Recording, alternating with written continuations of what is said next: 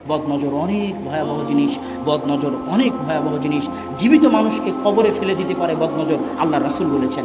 জীবিত মানুষকে মৃত বানিয়ে দিতে পারে বদনজর, আল্লাহ রাসূল বলেছেন। বদনজর অনেক ভয়াবহ জিনিস। আপনি যখনই সফল হবেন তখনই মানুষের হিংসা, মানুষের বদনজরের শিকার হবেন। ইমাম বুখারী বলছে, যখন তুমি আলেম হয়ে যাবে তখন তুমি অন্য আলেমের হিংসার শিকার হবে।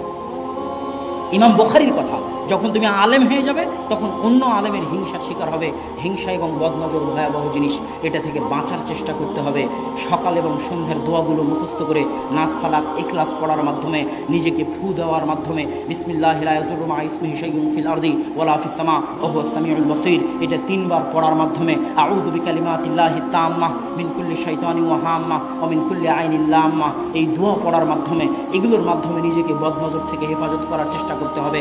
ছোট ছোট বাচ্চাকে ফু দিতে হবে এই দোয়াগুলো পড়ে, যেন তারা মানুষের বদনজর থেকে হেফাজতে থাকে। আপনি নিজেও যদি প্রশংসা করেন আপনার ছেলের, আপনি নিজেও যদি প্রশংসা করেন আপনার বইয়ের, তাহলে মাশাআল্লাহ বলবেন, বারাকাল্লাহ বলবেন।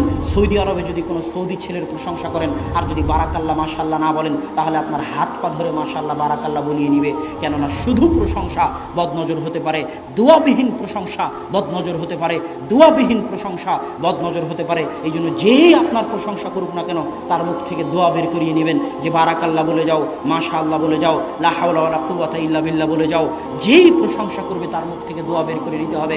আর আপনি নিজেও যখন প্রশংসা করবেন তখনও দোয়া করতে হবে, কেননা দোয়া ছাড়া প্রশংসা বদনজর। আল্লাহ যে কোনো সফলতা ধ্বংস হয়ে যেতে পারে বদনজর দিয়ে।